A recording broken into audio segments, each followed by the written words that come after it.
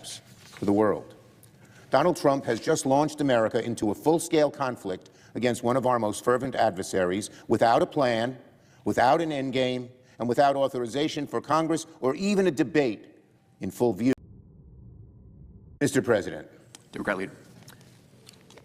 I ask unanimous consent the quorum be dispensed with. Without objection. Well, Mr. President, today the Senate grieves the deaths of 4 U.S. service members who were killed in action this weekend. We hold their families in our hearts.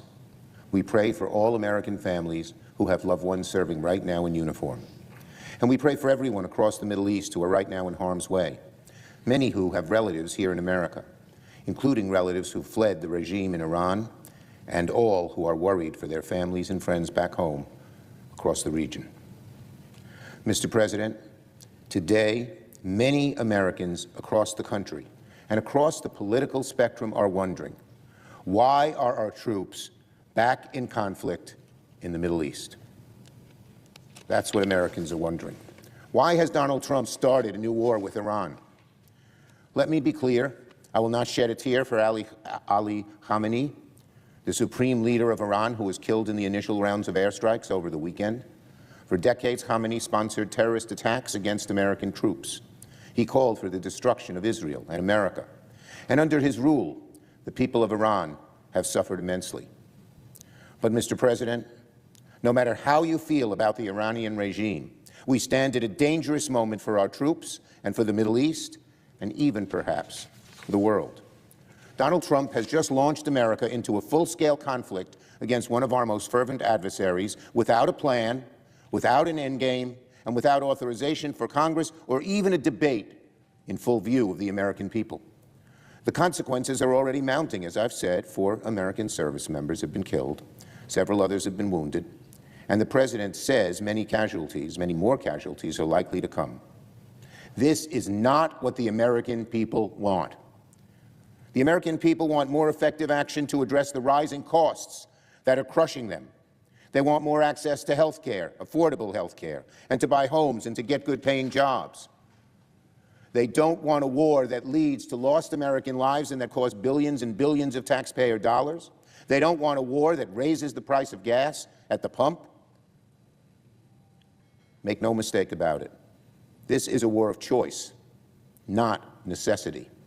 And regardless of whether you're a Democrat or a Republican or an independent, or even if you don't pay attention to politics, there's one thing almost everyone agrees on. We are sick and tired of endless wars in the Middle East. And there is real danger that this is the road we are on right now.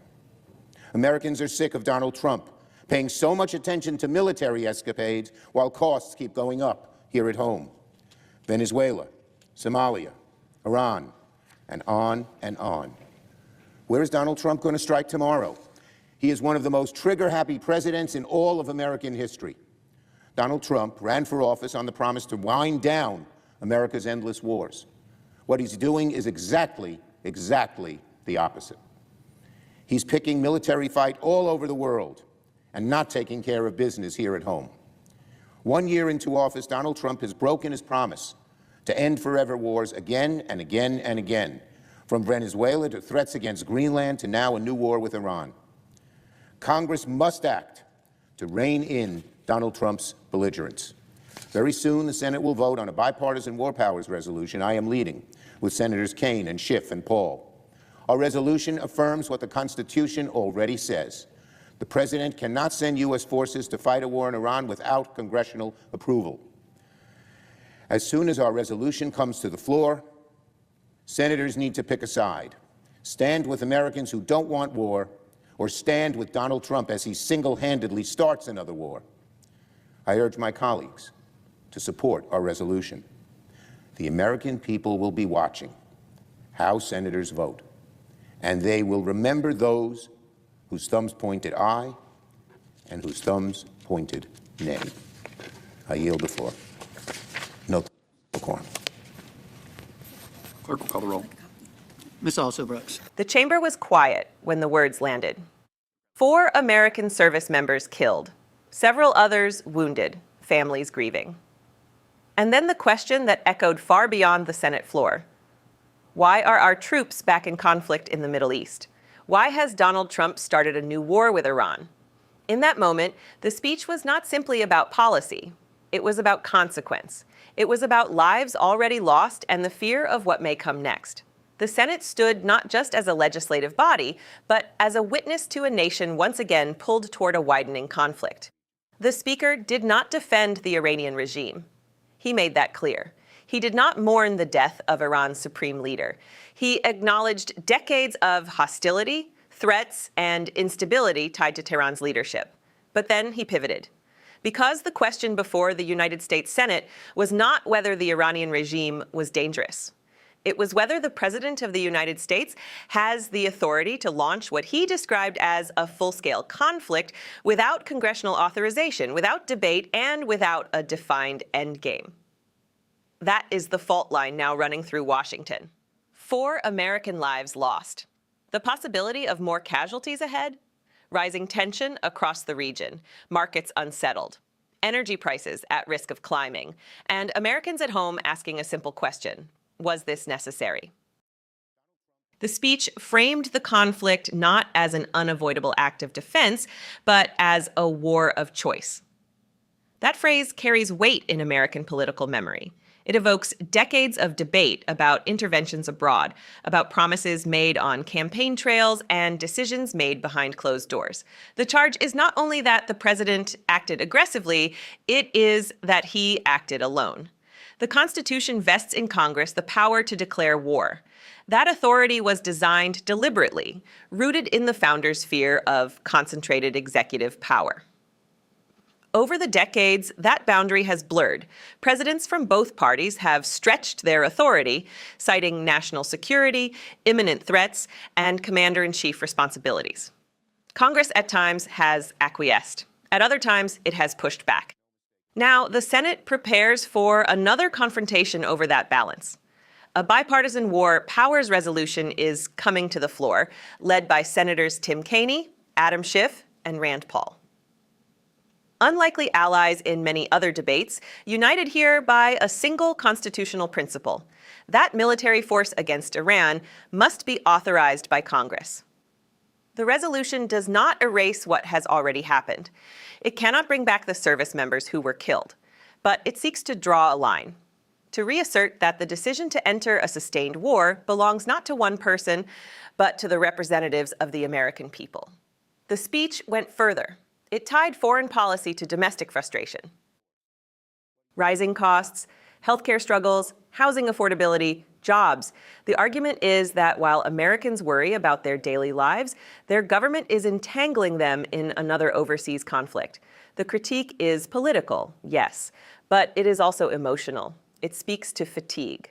To a country that has spent decades cycling through engagements across the Middle East, often with ambiguous outcomes. The phrase endless wars has become shorthand for that fatigue. It was a promise heard on campaign trails, a pledge to redirect focus inward, to rebuild at home. The accusation now is that the promise has been broken. But beneath the partisan edge lies a deeper tension. What does strength look like? Is it decisive, unilateral action in the face of threats, or is it deliberate restraint guided by constitutional process? Can a nation project power abroad while maintaining democratic accountability at home? And when American troops are placed in harm's way, who decides? These are not theoretical questions. They are real. They carry consequences measured not in rhetoric, but in deployments, in budgets, in alliances tested, and adversaries emboldened. The Speaker warned that senators must pick a side. Stand with Americans who do not want another war, or stand with a president who, in his words, has launched one without approval. It is a stark framing. Politics rarely offers such binary clarity, but votes do. Soon, senators will cast theirs, and those votes will not be anonymous. The American people will see who supported the resolution and who opposed it. In a divided nation, even procedural votes become defining moments. They shape not only policy, but perception. Who stands for constitutional limits, who stands for executive flexibility, who prioritizes deterrence, who prioritizes debate. History tends to judge these moments with the benefit of hindsight. It asks whether leaders were cautious enough, bold enough, prudent enough. It asks whether the balance between security and liberty was maintained, whether fear or principle drove the decision. Tonight, the Senate floor is more than a stage for partisan dispute.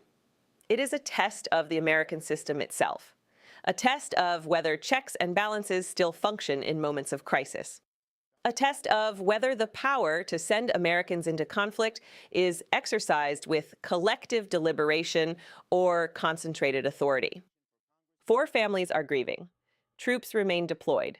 The region remains tense, and the world is watching. In the end, this debate is not only about Iran. It is about who we are as a nation, about how we choose to wield power, about whether promises to avoid prolonged conflict are honored or abandoned, and about whether the Constitution remains a living guardrail or becomes a ceremonial relic. The vote is coming. The lines are drawn, and the consequences will echo far beyond the chamber walls. This is a defining moment. Stay informed, stay engaged, and subscribe to Liberty Report USA as we continue to follow every development and expose the truth behind the headlines.